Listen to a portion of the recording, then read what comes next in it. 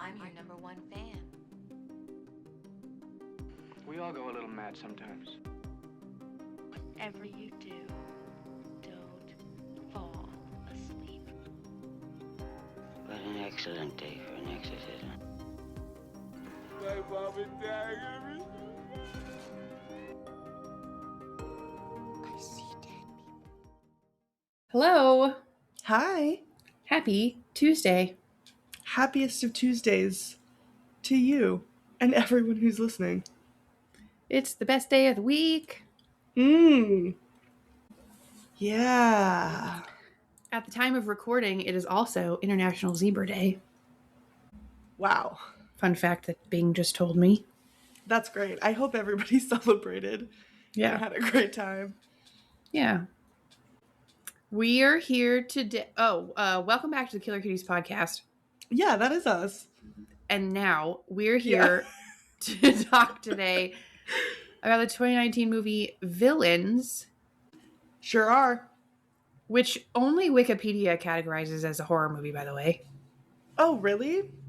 Yeah, not a lot of people characterize it as one. I can see it. I can see it both ways. IMDb, horror. Oh. Letterboxd, horror. Katie, you didn't even look. Okay. Well, Hulu, where I watched it, said drama comedy. Oh, interesting. Google doesn't say horror. Drama comedy? I would say like dark comedy horror. Adventure, thriller. Mystery, perhaps. Yeah, thriller. Yeah. Maybe it said thriller. Drama, thriller. Thriller, comedy. Yeah. I mean, my rule is that if at least one major place is categorizing it as a horror movie, we'll talk about it. So yeah, that's fair. Even if it was just Wikipedia. Yeah. So I am cleared. Marked safe from it not being considered a horror movie. But yeah, it's definitely, it's light on the horror elements. Yeah. I mean, it does have a lot of, we're getting ahead of ourselves. We're going to do news first. That's true. Hey, everybody shut up. We're not there yet. Well, no, I need to finish my thought. I'm just kidding. Now I don't remember. Oh, wow. Well, I guess we there just were definitely some callbacks to some horror films, for sure. Yes. Yeah. So at the very least, there's that. Okay, like I said, first we're going to talk about news. We are. And we're going to start with a sad one. I'm not doing it. Yeah. I'm going to be a bit of a downer here real quick. So we're actually recording this on quite a bit early, but we're recording it on the 31st of January. Yesterday, it was obviously announced that Catherine O'Hara has passed away at the age of 71. She's a 2-time Emmy winner. Horror fans obviously know her from Beetlejuice and the sequel. She was incredibly talented. Huge list of credits to her name. Obviously, she's done... I don't know if she's really a scream queen. I don't really know if, she's definitely not known for the horror genre, but I'm going to talk about it anyway because I think she was a fantastic talent. And, she was in Home Alone. She was in Frankenweenie, Best in Show, The Nightmare Before Christmas. Obviously, everybody knows her from Schitt's Creek. She was also in The Last of Us. So she's just a very great talent, well-beloved. I think everybody's sad. Yeah. Pretty much everything I saw was people just saying, this is the last straw. This is... Yeah. And I agree. It was not the news that we needed right now. But rest in peace, Catherine O'Hara. You will be missed. Yeah. A big bummer. Dylan came in and was like, don't look at TMZ. And I was like, oh my God, is it John Williams? And he's like, it's not. Arguably worse. Definitely more unexpected. Yeah. I was actually surprised that I didn't even know she was 71. She looked so much younger. Yeah. And 71 is still pretty young. Yeah. In the grand scheme of things. Yep. Okay, well, rest in peace, Catherine O'Hara. We will miss you. Okay, moving on. Every year, 25 films join the National Film Registry due to their cultural, historical, or aesthetic importance And this year, a very iconic horror film that I'm actually surprised is not already on this list, and we've reviewed on the podcast, made it to the list. Do you know what it is? It was one of our first episodes. Probably first 10 episodes. Well, considering you said, here's the news I have and included Oh, The and then I told Thing, you. I am going to guess The Thing. Yeah, it was. However, also incredibly surprised that was not already in there. Right? That's like one of the horror movies. Yeah. Yeah, that one shocked me that it wasn't already on there. Yeah, that's crazy. Well deserved. Did you see? Yeah, well deserved. Obviously, it had to be on there. That's what we're saying. We're surprised it wasn't on there because it deserved to be. There were several interesting ones. Maybe not. I was surprised for the other reason, for like the opposite side of the spectrum, that these three were on there, but three that we would be interested in knowing. One is your favorite Jim Carrey movie. The Truman Show? Yeah, The Truman Show was added to the list. As it should be. Well, yeah, but it feels like new, like too new. And the other two are even newer. Your favorite Pixar movie. Ratatouille. Oh, no, sorry. Your second favorite Pixar movie? It's one that I'm not like particularly fond of. I like it. Wall-E. No. I said I don't hate it. I'm just not I don't hate Wall-E either. It's The Incredibles. Oh my god, I love The Incredibles. Yeah, I know you do. It's fine. I like it. I just don't love it. I love how you know my favorites more than I do. I'm like, what is it? Yeah, it's The Incredibles. What could it could be? Yeah, so The Incredibles is now part of the National Film Registry. And then one more. Hell yeah. It's a Hans Zimmer movie. And it's the reason people get into Hans Zimmer. Starring Leonardo As someone DiCaprio. who has not gotten into Hans Zimmer, there's no possible way for me to know. I'm not even positive you've seen this film. Oh, starring Leonardo DiCaprio? Yeah. And Elliot it's Page. newer? Oh, Inception? Yeah. Have you seen Inception? How dare you? Of course I've seen Inception. Oh, okay. A masterpiece. I saw it in theaters, babe. See, I didn't. I listened to the soundtrack the day it came out, but Not surprising. I didn't see Very Inception on until brand. like a couple of years ago. Oh, damn. What'd you think? Yeah. It was good. Yeah, Really good. It's great film. Yeah, great film. Yeah, Christopher Nolan doesn't miss very often. I can't think of a Christopher Nolan miss off the top of my head. The only thing he misses on is writing complex female characters. That's it. Yeah. That's Good his point. only downfall. Excellent point. Oh, shoot. Okay, so yeah, that's the National Film Registry. Welcome to the National Film Registry, The Thing. Nice. Love it. All right, for me, next news. Valentine's Day. Well, by the time you're listening to this, fuck, because we're recording in advance. Valentine's Day is this week, if you're listening. Wow. God, we are recording. For reference, Katie's going to be gone for a week, and then my mom's coming to visit me, so we had to kind of, record a little bit ahead of time. So Yeah. that's why we're so far behind you guys. Oh my God, you guys probably don't even. You missed Zebra Day. They have no concept of Zebra Day. Yeah. They're gonna realize man. it was 2 weeks ago. That's crazy. Anyways, Valentine's Day is this week, and luckily, Josh Ruben has completed a script for a sequel to Hard Eyes. Obviously, I mean, you're not getting it right now, but it's apt Valentine's Day news because that movie came out around Valentine's Day. And Yeah. it's kind of considered like a rom-com horror, which I think is really fun. Yeah. Anyways, he has completed a script, so sequel for Hard Eyes probably happening. Last February, when the movie came out, Ruben did share how he would kind of approach a sequel, so we might have a little insight into what it might be.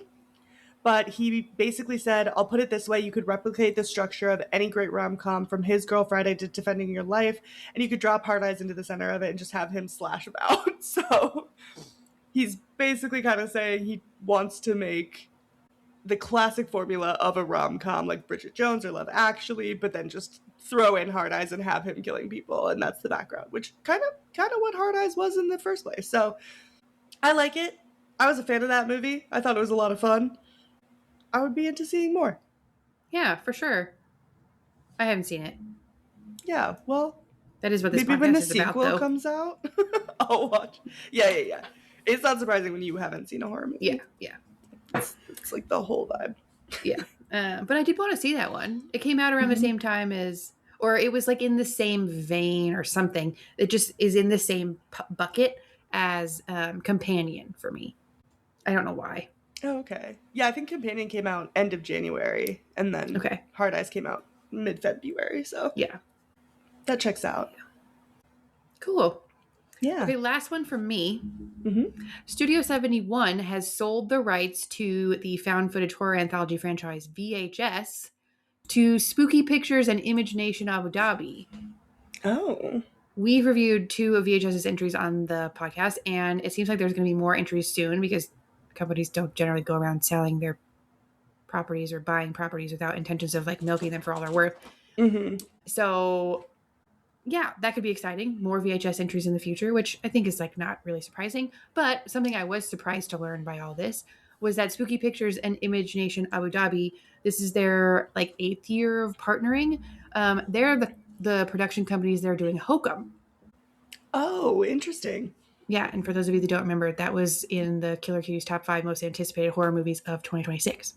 Yes, it's the new one from Damien McCarthy, who did Oddity. So. Yep. Mm-hmm. That's exciting. I wonder what that means for where they'll be streaming. Because right now I think they're exclusively on Shudder, right? They also did Late Night with the Devil. Oh, okay, which is also I think on Shudder. Is that on Shudder? So then yeah, they're probably Shudder. I think so. Although I think it was on Hulu for a while. Interesting. So maybe they kind of just see who's got the best offer. Yeah, who wants it. That makes sense. Nice. Fun. So fun. Mm-hmm. All right, last news for me. Everybody's already heard about it, and honestly, like, the Oscars are happening very soon if you're listening to this. But we never talked about it, so I'm still going to talk about it. Mm-hmm. Sinners broke the record for most nominations ever. Not Crazy. Just for a horror movie, for any movie. Mm-hmm. So, unbelievably exciting. That's very, very cool. It's up for Best Picture, Director, Actor, Supporting Actress, Supporting Actor, Original Screenplay, Costume Design, Achievement in Casting, which is a new category, Makeup and Hairstyling, Original Score, Cinematography, Editing, Production Design, Sound, Visual Effects, and Original Song. Crazy. So like every category. Yeah, absolutely insane. Props to Sinners. Well-deserved. If you think it's overrated, argue with the wall. I just don't care. I genuinely don't care. I love that movie. It was my favorite movie of 2025. And honestly, not even really that close. So yeah. So yeah, I'm very excited for it. I hope it comes. I mean, listen, if it's up to me, it sweeps. I don't think that'll happen. But I think breaking this record is already like a feat in itself, and it's well deserved. So I'm very excited for it. A couple other genre films that also got noms. Frankenstein got 9 nominations. Weapons got nominated. Not really horror, but Begonia, K-pop Demon Hunters, Jurassic World Rebirth also got nominated. What did Jurassic World Rebirth get nominated for? Probably like a special Razzie? effects or something. Oh. A Razzie. And then also The Ugly Stepsister, which is a foreign film. It is horror. That also got a couple nominations. So, or what? Wow. I can't remember. I think it was costuming, but Nice. yeah. And then next week we're gonna predict. We're gonna make our predictions for all of the winners. So not super horror related, except for I'm saying Sinners for everything.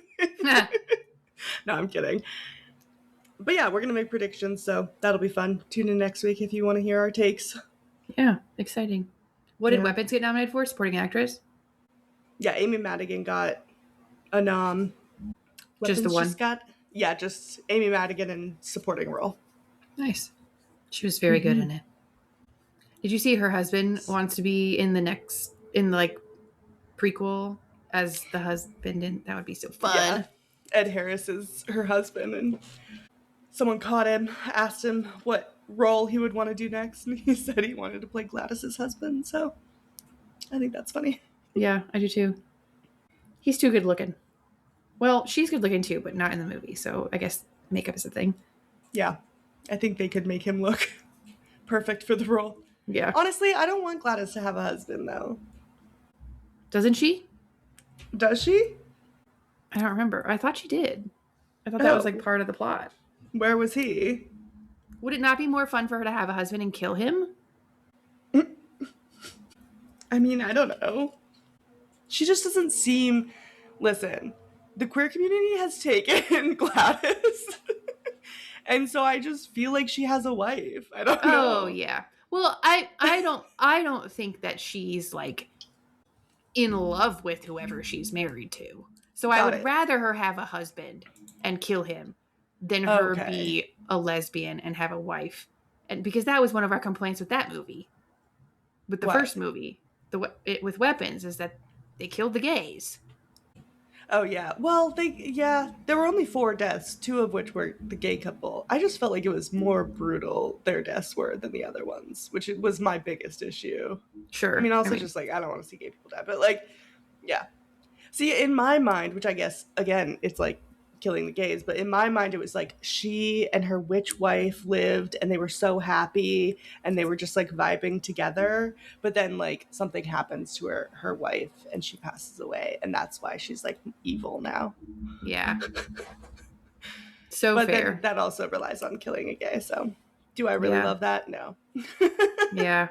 She got separated from her witch wife. She's on a tear to get her back. Yeah. Well, no, all honesty, I don't really need a Weapons prequel, but... You didn't like Weapons as much as I did. I liked it. I didn't like it as much as you did. It was so fun. But I also think, like, not every movie needs a sequel or a prequel or whatever. Yeah. Anyways, should we talk about villains? Yeah, let's. Okay. I'll give a little summary. Great. Villains is a 2019 black comedy horror film written and directed by Dan Burke and Robert Olson. It's about a pair of amateur criminals who attempt to break into a house after their car breaks down, only to realize that they are in way over their heads when they discover that the homeowners are harboring a dark secret. It stars Bill Skarsgård, Micah Monroe, Jeffrey Donovan, and Kira Sedgwick. Not a lot of financial figures for this one. No posted budget, no real box office info. It had a pretty limited release. But it was at least well received. It has a 6.3 out of 10 on IMDb, a 3.1 out of 5 on Letterboxd, and an 84% critics and 77% audience score on Rotten Tomatoes. Nice. Yeah. Well, should we rate it? Just kidding. No. There wasn't a lot of... Yeah. This is a smaller movie, so there wasn't a ton of information on it. It is the director's 3rd feature film.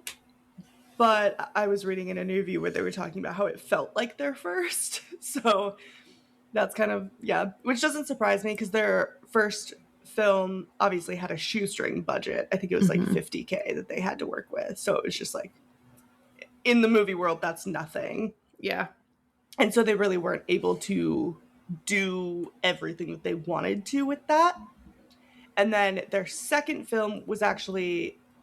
They didn't write it. It was someone else. They were adapting something. So it was like, or I think it was a sequel to something. So it wasn't like their idea. So they were like, it was great. We loved it, but it wasn't really ours. Yeah. So they said this kind of felt like the first time that they were able to execute one of their ideas with the resources to actually do what they wanted to do. Yeah. And Dan Burke and Robert Olson have known each other since like basically childhood. They were college roommates, and they commented in a couple interviews how like eerily similar they said their origins in filmmaking were. They both spent high school making like Lord of the Rings-esque comedic parodies with their friends, and then when they were in film school together, they were sort of like comparing all these films, and they were like really surprised by how similar their early, like they call them quote films, not like actual films, but how early their films were, or similar their early films were, which is fun. I love that. Weren't they like randomly paired as roommates too? Yeah. Which is funny. That is funny. I wonder if they did that on purpose. Yeah, honestly. Maybe. I know with some housing, you have to like put down, like you fill out like a form, Mm-hmm. and they try to match you with someone that they think you get along with. Yeah. Yeah. Did you, Did have a you live roommate in the college? dorms? Oh God. Oh my gosh! Wow, look we at asked the us. same question. We're so in sync. I did. Yes, I lived in the dorms for my first year of college. But I had one of the rooms that was like, we just shared a bathroom. The two of us shared a bathroom, okay. so we barely saw each other. Didn't know her at all. She was like out of my league. Yeah, for lack of a better expression. that's fair. I lived not in the dorms, but in an apartment that was still for students. Sure. If that makes sense. Yeah. But yeah, it was me and my sister. It was a 4-bedroom apartment. So me and my sister were on one side, and then there was like kitchen, living room, and then 2 other bedrooms on the other side. Mm-hmm. And we got randomly paired with them. It was fine. I feel like it was like they were both very nice, and we got on fine. I don't know if like I would have ever been friends with them outside of that situation, but yeah it went fine. Same. Yeah. I do remember like getting my housing assignment and like going to find her on Facebook, and like we friended each other or whatever and like started combos. That was good. And then we met each other in person, and it was just like, we're not like super compatible. Yeah. Yeah. I was also like 3 years younger than her because Oh shit. I was 16 when I graduated. It's true, just a little guy. Yeah. That could be hard. Yeah. At that age, I feel like 3 years is a lifetime. Truly. Well, back to this movie. Mm-hmm. I don't think that they had long at all to film this. I couldn't find exact number of days that they filmed, but what I did see was that development began with the casting of Bill Skarsgård and Micah Monroe in the lead roles in March of 2018. 2 weeks later, Kira Sedgwick and Jeffrey Donovan joined the cast, and principal photography began that same week. And then on April 13th, Donovan posted that they had wrapped. So that's like 2 weeks. Jesus. Well, I guess it depends on when in March. So at most, it was a month. Yeah. Which is crazy. Yeah. Well, one of the things that Bill Skarsgård and Micah Monroe were talking about in a dual interview that they did was that they felt really lucky to have gotten like a week and a half or 10 days prior to filming to rehearse, do read-throughs, and just try to like build chemistry. Because they said, and the directors also said in a separate interview, that that chemistry was really what the movie was based off of. And if that didn't work, then the movie wasn't going to work. So it was really important for them to have that time. So like, funny how they had to film so quickly, but they were afforded that extra time to build chemistry and like get to know each other a little bit.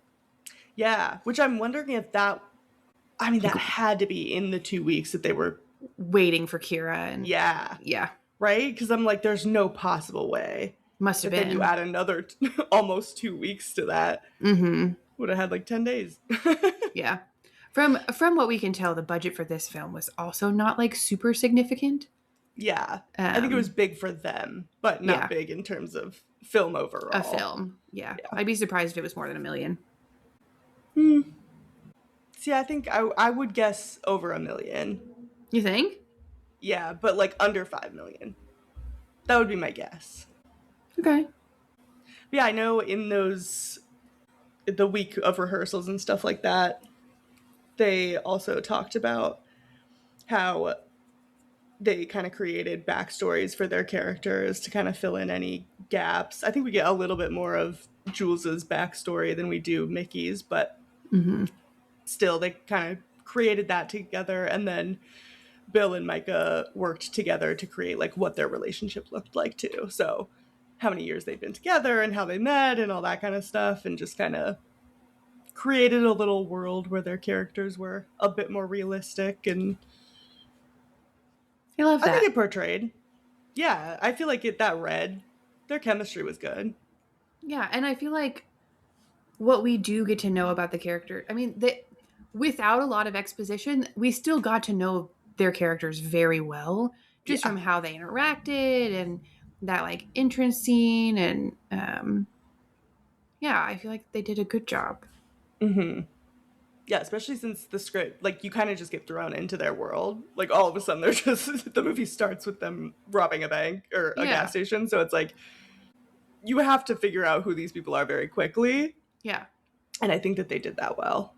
Yeah, and that little, like, even that 2-minute long scene of them robbing the gas station tells you, I mean, they're wearing those silly masks. They're quirky. They're in love. They're, like, on hard times. They don't want to be doing that. Like, it just tells you so much without, like, holding your hand through it. And we complain, or at least I complain a lot about, like, too much exposition, but I also complain about not enough exposition. And this did so well with, like, the plot and, like, what little dialogue we were given to just, like, tell the story really well. So that's one of my favorite things about this film, is that it told so much more than what was being shown on screen or said on screen. Yeah, I think that's my usual complaint about exposition, is telling not showing. Yeah.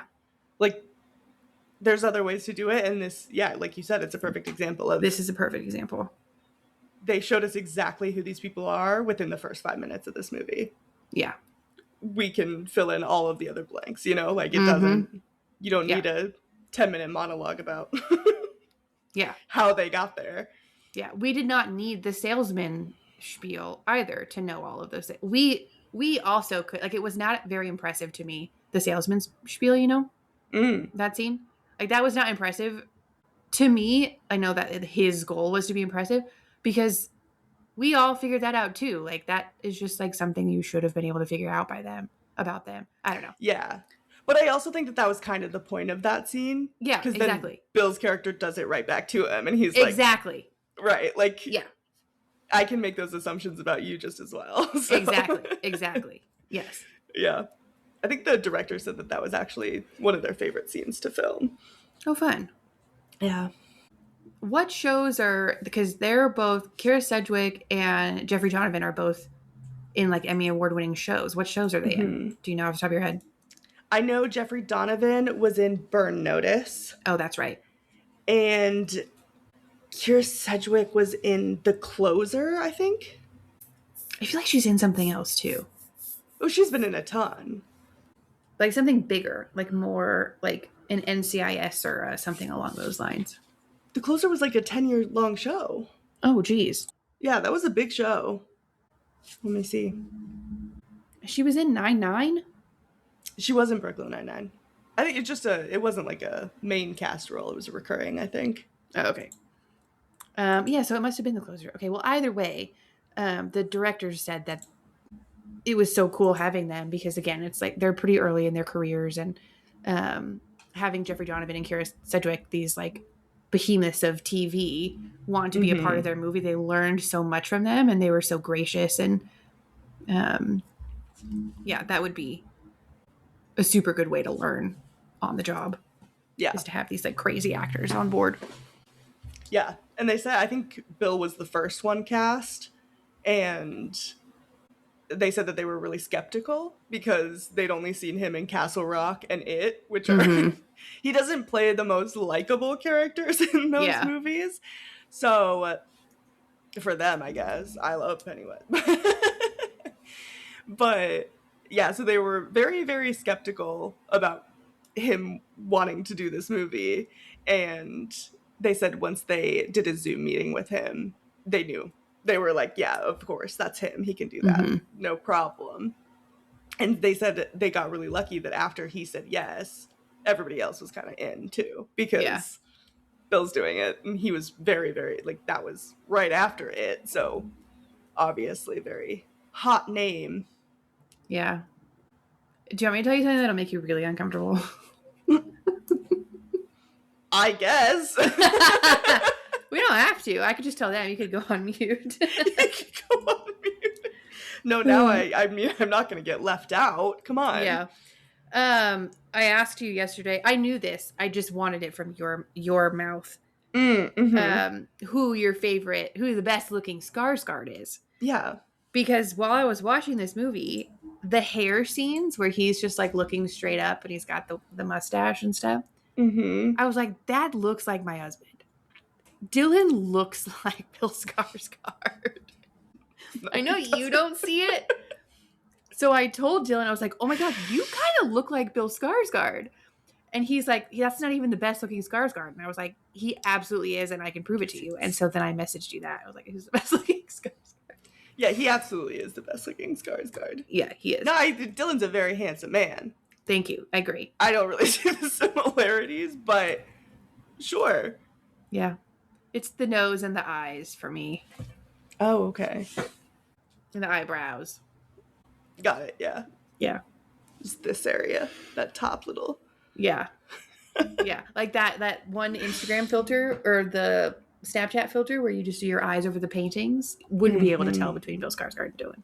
No, there's Not no at all. possible way. In fact, I'm going to write that down so I do that later. I would be able to tell. Oh, That is funny, though. There was kind of in addition to the directors talking about the Zoom meeting where they met him.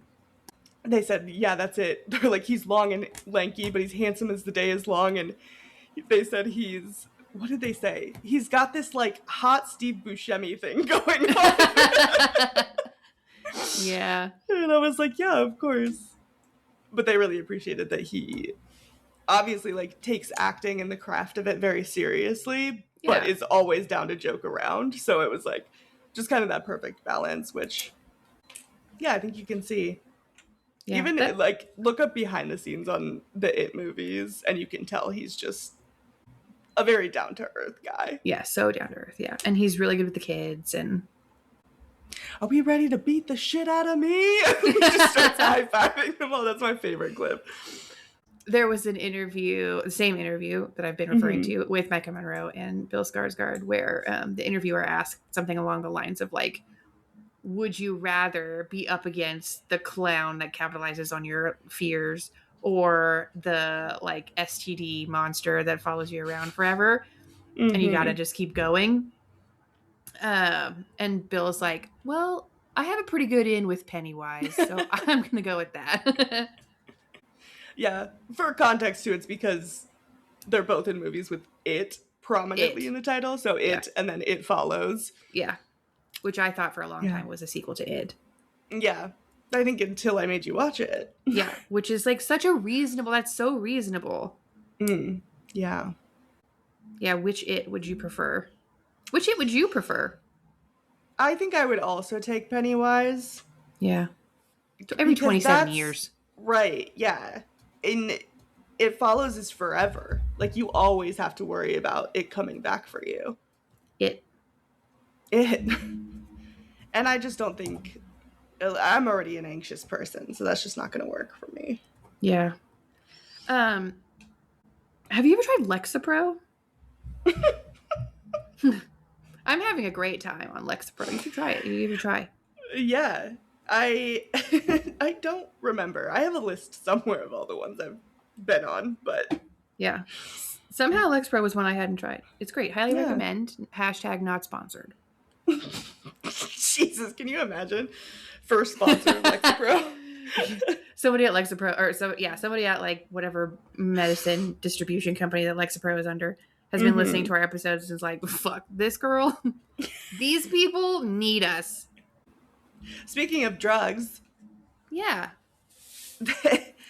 the directors kind of talked a little bit about the scene where they do the cocaine, because they were like, yeah, it's not like a very non-judgmental, like they're just taking coke to save their lives. And they said that the whole concept of the movie kind of was playing on that relative morality and how, obviously if your 13-year-old is getting offered drugs, like the person offering them drugs is the worst person in the world, but in this context, like they needed it to stay alive. So like, I don't know, they were just kind of like playing with that. Obviously they're not advocating you doing cocaine, but they wanted to really play with that, like what makes someone a bad person, swapping those perceptions of, you know, it opens with these people robbing a bank and then they break into this nice couple's home, but then it kind of flips that on its head and the couple's maybe a little bit more fucked up. Not even. Yeah. They're definitely more more fucked up. Yeah. But like I liked that.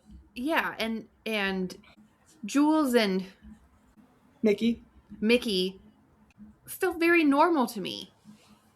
Like, they felt very lovable, and yeah, they were like, I mean, I guess they were villains, and I know this was the point, but they were just very lovable and Yeah. totally average, even before you bring in the Kira Sedgwick of it all.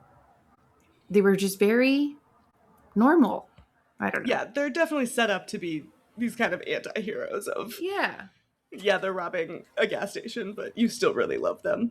Yeah. Did you cry at the end of this? Yeah, Okay, good. obviously. Okay. Me too. Not because of Bill. Oh. Because of the Florida thing.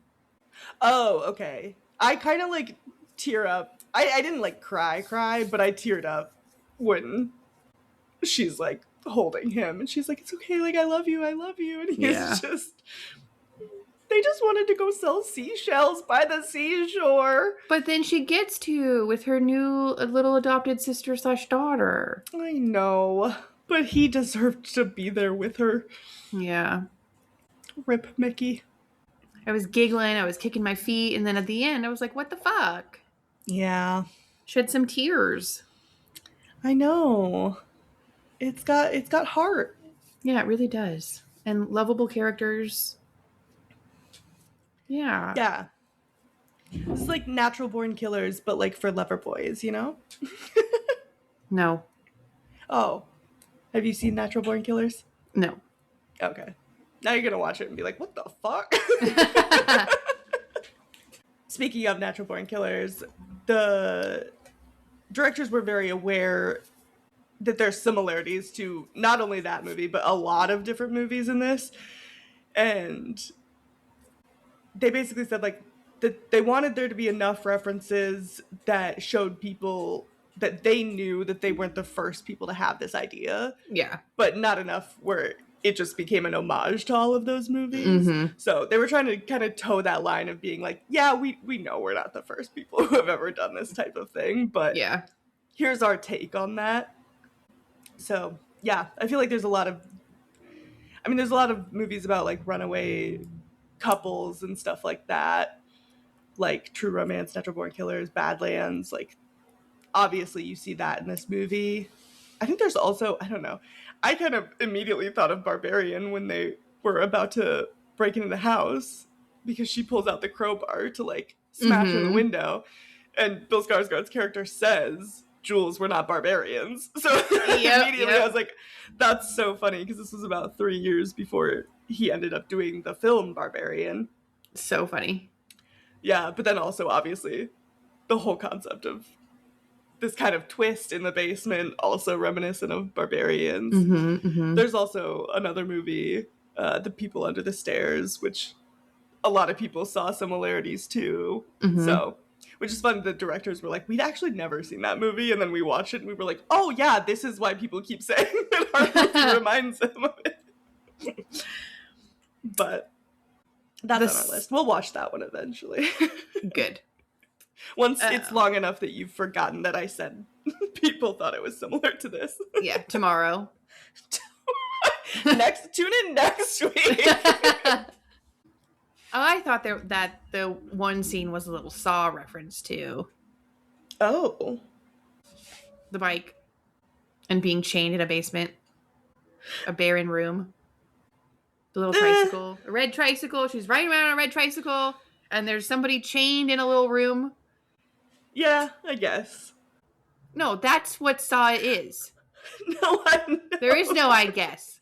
But I think it's not, Saw's also not the first time someone was chained in a room. I know, but there's also a tricycle. It's Yeah, the the tricycle tricycle and then. someone being chained in a room. Right. Mixed with. Sure. Is what Saw. Yeah. Yeah. Yeah, I'm picking up what you're putting down. Yeah. We haven't really talked much about the inspiration for this film. Yeah. We talked a little bit about how the directors got together, but two things that they sort of started from. One, the characters of Mickey and Jules, they knew that they wanted the two lovers on the run. And then the question was, what should we pit them against? So that was like inspiration one. And then inspiration two is they also knew that they wanted the film to be in a single or really limited location, because they had sort of practiced with that with Body, which, as you mentioned, was a shoestring budget, $50K. They shot that one in 11 nights. So they didn't want to move too far from that experience. Yeah. So with the idea of Mickey and Jules and with the idea of single location was born this like weird sort of like future otherworldly version of Jules and Mickey that they experience in the house. Yeah, I know some of the ideas that they had of when they were first trying to figure out what they were going to pit them against. They were like, it could be, you know, an obsessive FBI agent or a jealous ex or zombies. So they were really kind of going across the board of what they might have to go up against. Mm-hmm. And they ended on a bizarro world version of themselves, is what they said. So Yeah, cute. very. My favorite fun fact about this one was the hair scenes. Mm-hmm. The car Super wash. cute. Yeah, a little car wash. Those were obviously shot straight down the lens of the camera, and Micah was still off camera doing her lines to Bill so that it could still feel like she was like actually there with him and that he was actually looking into her eyes. I thought that was cute. Yeah, I like that. Mm-hmm. I'm assuming he was there for hers too. I would assume so. Because they both do the little close-ups. Mm-hmm. Which is... Yeah. That was also, those were all filmed on the last day of shooting inside of a studio. Mm-hmm. Fun. So fun. There was a really Very. cute scene. Added to their quirkiness for sure. Yeah, definitely. One thing that I thought was interesting is, we've talked a little bit that this is kind of a single location film. It's all kind of taking place inside this house. And they didn't want it to get stale. Like they were like, we kind of have a budget to do a little bit better than just having every room be this like white-walled house where it just feels very repetitive and not really like they're moving around at all. Mm-hmm. So that's why in this movie, they tried to make each room very, very distinct in its styling. Yeah. So the basement obviously like has this very cold thing. The living room has this like palm tree wallpaper. The gym's kind of all quirky. Like every room they wanted to style very differently and kind of have different key colors in those rooms so that it didn't feel just repetitive and like giving your eyes something visually to kind of latch on to. They're like, obviously no one would decorate their house like this, but like Yeah. we wanted it to at least be visually interesting when it's all taking place in the same place. Yeah. But I don't know. I think it was kind of fun the way that it was decorated, and it was like super quirky and like like the Nuketown houses. You don't know what I'm talking about. Nope. That's from Call of Duty. Oh, great. Yeah, I love a Call of Duty reference. Let me tell you what. Yeah, Call of Duty Black Ops 2. You had to be there. Did you know I was nationally ranked in One in the Chamber on Black Ops 2? That's a fun fact about me. Nationally ranked? Oh my god. Please. Like highly, not like low. I was really good at One in the Chamber on Black Ops 2. Great, yeah. You're like, I was nationally ranked at 3,470,000. Well, any other fun facts before we rate it? Just one, Okay. which I thought was cute. In one interview, they were asked if they had to perform a robbery, what their mask would be. And they asked this to Micah Monroe and Bill Skarsgård. Micah Monroe said that she would want an eagle mask. She thinks that'd be cool. And Bill Skarsgård said that he just wanted her unicorn mask that she got to wear in the movie. So. Yeah. I've seen those out and about, those masks. Next time I see one, I'll send it to you. Great. You get the unicorn, I get the bird, obviously. Oh, yeah, I mean. Duh. Come on. Yeah. Anybody who knows us knows that that's true. Yeah. Very on brand for both of us. Yeah. All right. Shall we rate it? Let's do it. Okay. How scary did you think it was? I give it a 0.5 because it's not trying to be scary. It's just a fun little time. Definitely more comedy than horror. What about you? I also gave it a 0.5 because there just wasn't anything scary about it, and they weren't trying to be scary with it. So Nice. Yeah. How sexy did you think it was? I gave it a 2.5. Yeah. The cast is fun. The little nods to like slasher flicks and horror and the Bonnie and Clyde of it all. Which, fun fact, my husband is related to Bonnie and Clyde. Both of them? One or the other. I don't remember who. I think Bonnie. Well, did they have kids? No, because they were too young. They died early. Yeah, I don't think they had children. Yeah, so one of the two of them he's related to. Mm-hmm. How about you? I give it a 3 out of 5. So similar. Yeah. I think, yeah, I mean, listen, there's always going to be like a full point for Bill. He's my favorite Skarsgård. And yeah, their relationship was very cute. Who doesn't love a nice bank robbing couple? Yeah. That's hot. Yeah. Yeah. Once they enter the house, like things get a little weird, and that's where, you know, it couldn't be anything more than a 3, but yeah. The other couple, no offense to Kira and Jeffrey, very attractive couple, but their vibe, not sexy. Not ideal. No. No. Nothing going on in that house was sexy. No. Yeah. Well, how fucked up did you think it was? I gave it a 1. Kind of like a mix of two things, which is obviously like them kidnapping this poor girl in the basement. Yeah. That's, you know, that's a little fucked up. But also nothing we haven't really seen before. And then also the majority of that point is for the Bill's character does get sexually assaulted, and I'm glad that they stopped it before anything more happened, because that would have been really uncomfortable. But yeah, that was uncomfy. Yeah. Bad vibes. What about you? I gave it a 1.5 for the same reasons, but also for the tongue scene. Oh, like when they rip out her tongue ring. Yeah. It was fun and I was giggling, but also I didn't love it. Yeah, that's fair. Valid. Yeah. I wish I had seen this in theaters. Ew. For listeners, I just mimicked pulling out a tongue ring.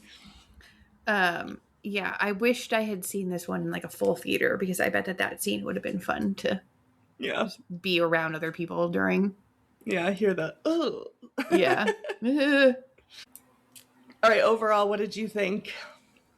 My only complaint about this movie is that there were some scenes where, like, when they pan over to the laundry chute and it had like a little glint on it, or when they were like telling a story and like Bill Skarsgård's character is in a spotlight, just those little like silly, goofy like tricks of the camera. I wish they had really leaned into that more. Yeah. The times they did it felt like just like a little bit out of place because they didn't lean into it as much. But like, loved all the characters, loved the comedy of it all, loved the chemistry between Micah and Bill. Kira Sedgwick being absolutely unhinged was like so fun. Yeah. The goofy score just sort of put a little bow on the tone. A lot of times the tone could simply be fixed by the score. The score really makes or breaks the tone. And in this one, they just like, the score was so perfect. But I wish they had really leaned into those little like goofy, like campy camera tricks. It would have been perfect. I gave it a 4.5. Wow. I really liked it. It was so fun. Yay, I'm glad you liked it. This is definitely one of those movies that I recommend because it's very underrated. I don't think a lot of people saw this. Yeah. And I'm like, it has everything. What do you mean? Of course you're going to like it. I did give it a 4 out of 5. And the only reason it's not higher for me is because I do think some of the ideas that I've seen in other movies, it was maybe done a little bit better in those other movies. Sure.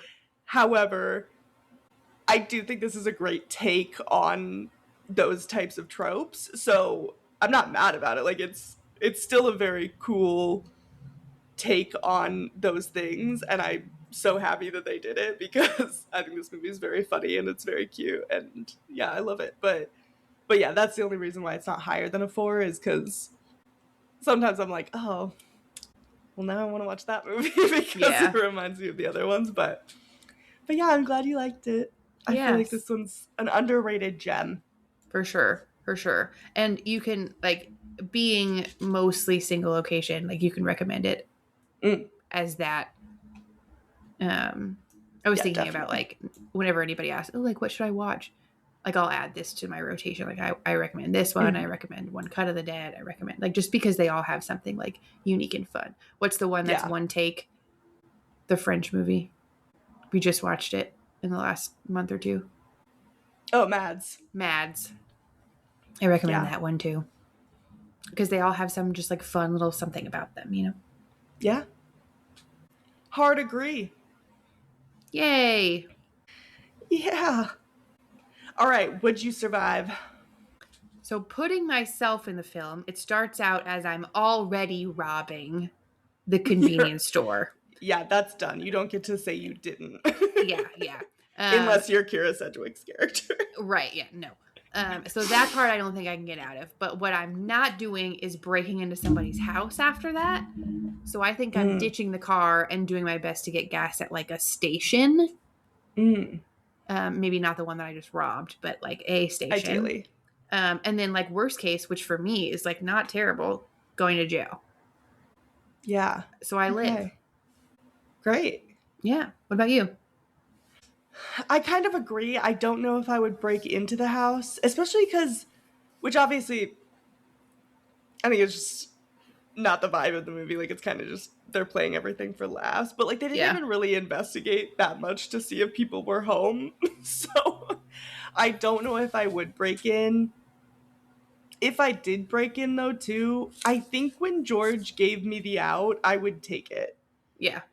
When he was like, just leave here and nobody has to know anything, I'd be like, perfect, babe, we're leaving. And then I would anonymously call 911 to report the child in the basement.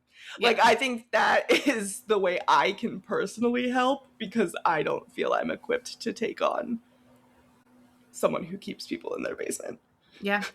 Yeah, so true. I think I would feel a little out of my depth there. Yeah. And it's funny that you bring up that they didn't do a very good job deciding if somebody was home. Yeah. The car was in the garage. Like, that would tell me, like, I would assume someone's that they're home based on that alone. And it didn't even feel like they went through that same thought process. No, they're like, we're going to siphon the gas from the car. And I'm like, well, do you not think maybe that means someone might be there? Yeah. But I also think they were in the mindset of, you know, we're bank robbers. We can take on anybody, you know, we'll just use our little gun. And they didn't know that they were up against someone who's maybe more unhinged. Yeah. Yeah. But yeah. All right, cool. Well, I'm glad you liked it. Thank you. Next week, we're doing our new movie, although it's been out for a little bit, but we gave you time to see it. We're doing Send Help. We've both seen the trailer. I think we know the general concept of what it is. We said we could try to predict the ending. I'm not going to, and here's why. Okay. So I saw someone doing, like, a spoiler-free review of it, and I watched it, and they didn't spoil it, but they said that the ending reminded them of another movie, and they didn't say which movie. However, I'm drawing conclusion. Like, I immediately thought of something, and so I think I know how it ends. That's a lot of assumptions on my end, but I'm scared to say what I think it is in case it is true, and then I ruin it for you. You know what I mean? Sure. So I'm like, I don't want to do that. So I'm going to let you predict how you think it ends. Okay. What I want it to be is she kills him and just lives on the island. And has living her best life. Yeah. She doesn't need a corporate job. She has everything she needs. She is a loner already. Yeah. So it's not like she needs human companionship much. Perhaps she kills him and then is rescued from the island, and then decides, like, you know, fuck the corporate world, cashes out all of her savings, goes to an island where there is maybe some human interaction, just to like give her that little piece of the life's necessities, human necessities. Great. That's what I want to happen. I want it to Cute. be good for her. Fuck you, corporate. Dylan O'Brien. Yeah, and I know Dylan Yeah. O'Brien eats a bug, which I'm really excited to watch. Great, yeah. Their press tour has been very cute. Yeah, they're fun together. Yeah. Yeah. Cute little friendship. Yeah. I like it. All right, cool. Well, I'm excited to see it. It's gotten good reviews, so that's promising. Cinema Joe really liked it. Yeah, I've seen lots of praise for it. People are saying Trashuary's over. There's been too many good movies, because last year Companion came out in January. This year we liked We Bury the Dead. That was a decent one. Yeah, didn't that come out in December, technically? Came out in January. Okay. All right, cool. Well, I'm excited for that. I'm happy that you liked Villains. This is one of my underrated faves, so very happy you liked it. Next week, we'll predict Oscars. We'll talk about Send Help. It'll be great. That's it. Cool. Please feel free to like and subscribe. Comment your Oscar noms below so we can copy off of them. Tell us what you think is going to win so that we can just reiterate that. Tell us which ones you think that Sinners is going to win. That's most important. Yeah, that's what we really care about. Yeah. All right, cool. Well, thank you for listening. We'll see you next week. Bye. Bye.